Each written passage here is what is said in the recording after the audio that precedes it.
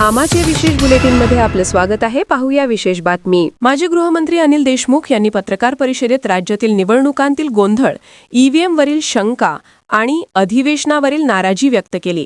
देशमुख म्हणाले की सुरुवातीपासून मतदार याद्यांमधील घोळ होते.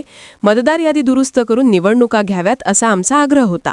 निवडणूक आयोगाने सरकारने ऐकले नाही. नगरपंचायत आणि पालिका निवडणुकीमध्ये गोंधळाचं वातावरण दिसून आलं.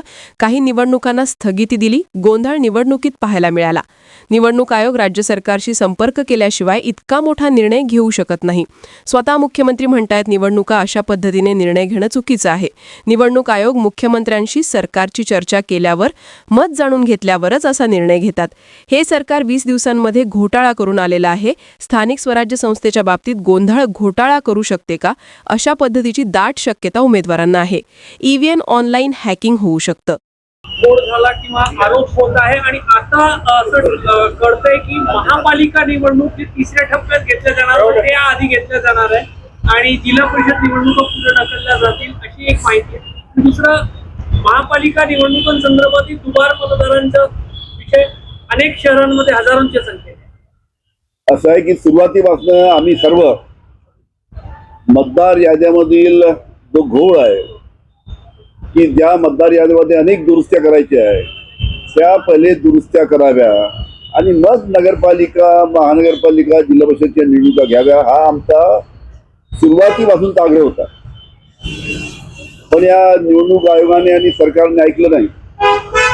आता नगरपंचायत, नगरपालिकेच्या निवडणुका झाल्या. संपूर्ण या निवडणुकीमध्ये गोंधळाचं वातावरण आहे. मतदार याद्यामध्ये घोळ, दुबारा मतदान, अनेक ठिकाणी मतदान झाल्यानंतर सुद्धा आता परत काही निवडणुका त्यांनी स्थगिती त्याला दिली आहे. अनेक नगरपालिकेच्या निवडणुका आता पुढच्या 20 तारखेला होणार आहे. अनेक नगरपालिकेमध्ये काही वार्डाच्या निवडणुका 20 तारखेला होणार आहे. हा संपूर्ण गोंधळ त्या निमित्तानं या निवडणूक आयोगाचा चालू आहे आणि निवडणूक आयोग राज्य शासनाशी संपर्क केल्याशिवाय इतका मोठा निर्णय घेऊ शकत नाही. आता स्वतः मुख्यमंत्री ज्या म्हणतात की निवडणूक आयोगाने अशा पद्धतीचा निर्णय घेणं चुकीचं आहे. आम्ही सुद्धा इतक्या वर्ष सरकारमध्ये होतो. निवडणूक आयोग इतका मोठा निर्णय घेताना मुख्यमंत्र्यांशी, उपमुख्यमंत्र्यांशी, सरकारशी चर्चा करून त्यांचं मत जाणून घेऊनच निर्णय घेतं. पण हा संपूर्ण जो गोंधळ आहे याच्यामध्ये तर सर्वांना आता संशय आहे की या गोंधळाच्या वातावरणामध्ये आता ज्या ठिकाणी निवडणुका झाल्या ते आता ईव्हीएम सध्या स्ट्रॉंग रूम मध्ये आहे.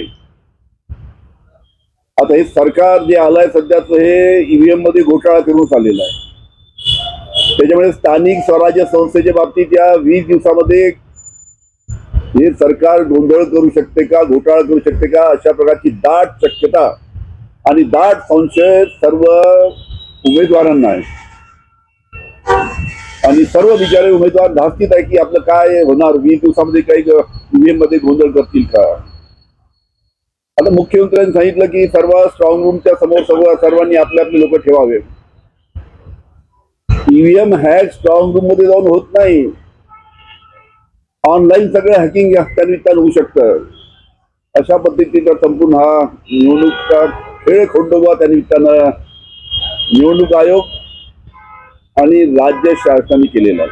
मुख्यमंत्र्यांनी म्हटलं आहे की आपले विरोधी पक्षांनी आपले 2 प्रतिनिधी त्या ठिकाणी स्ट्रॉंग रूमच्या जवळ ठेवावे, नाहीतर मग आम्ही निवडून आल्यानंतर मग टीका करू नये.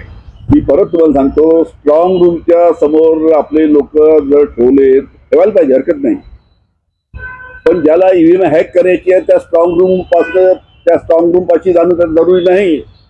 ऑनलाईन सुद्धा सेंट्रलाइज ऑनलाईन त्या पद्धतीनं ईव्हीएम मध्ये मॅनिप्युलेशन करता येऊ शकतं. हे सर्व जगाला माहीत आहे. त्याच्यामुळे मुख्यमंत्र्यांनी स्टेटमेंट दिलं, पण सर्वांना माहित आहे की ईव्हीएम मध्ये जो घोटाळा आहे तो कशा पद्धतीने करतात. ते ईव्हीएम मशीन खोलून तिथं काही कमी जास्त करत नाहीत, ऑनलाईन करतात आणि हे तंत्रज्ञान सर्व जगाला माहित आहे. त्याच्यामुळे सर्व राज्यातील उमेदवार धास्तावलेले आहेत आणि अशा या गोंधळाच्या परिस्थितीमध्ये या संपूर्ण निवडणुका झाल्यास ही अतिशय दुर्दैवाची गोष्ट आहे. तर भगतसिंग कोश्यारी असताना 7 आमदारांच्या संदर्भात काही निर्णय घेतला आहे. त्याची कोल्हापूर सर्किट बेंच याचिका सुनावली आहे. काय वाटतं तुमच्या आमदारांची नियुक्ती होऊ शकते? काय त्याच्यामध्ये निर्णय होईल पाहू, मला काही त्याच्यामध्ये जास्त डिटेल माहित नाही. दुसरं आपल्याला कल्पना आहे की नागपूर येथे आता हिवाळी अधिवेशन 8 डिसेंबर पासून चालू होत आहे. 7 दिवसाचे अधिवेशन आहे, 8 ते 14 तारखेपर्यंत. आपल्याला माहित आहे की नागपूर कराराप्रमाणे 1.5 महिन्याचं अधिवेशन नागपूरमध्ये झालं पाहिजे, हा नागपूर करार सांगतो. म्हणून माझं म्हणणं आहे की नागपूर करार माननीय मुख्यमंत्र्याला या सरकारला मान्य नाही का? या 1.5 महिन्याचं जर अधिवेशन झालं असतं तर या 1.5 महिन्याच्या अधिवेशनामध्ये शेतकऱ्यांचे प्रश्न मोठ्या प्रमाणात आहे. कापसाचा प्रश्न आहे, सोयाबीनचा प्रश्न आहे, इकडे धानाचा प्रश्न आहे, काही ठिकाणी कांद्याचा प्रश्न आहे. शेतकऱ्यांच्या प्रश्नाच्या बाबतीत चांगली सविस्तर चर्चा झाली असती. बाकी जे अनेक महत्वाचे प्रश्न आहेत त्याच्या बाबतीत चर्चा झाली असती. विदर्भातील जे अनेक प्रलंबित विषय आहेत, प्रलंबित प्रश्न आहेत त्याच्या बाबतीत चर्चा झाली असती आणि त्याच्यामध्ये मार्ग निघाला असता. पण 1.5 महिन्याचं अधिवेशन घेण्याच्या ऐवजी फक्त 8 दिवसाचं राज्य शासन अधिवेशन घेत आहे. नागपूर कराराचा या शासनाला विसर पडलाय, हे माझं ठाम मत आहे. आम्हा चॅनेलला लाईक करा, शेअर करा, सबस्क्राईब, फॉलो करायला विसरू नका.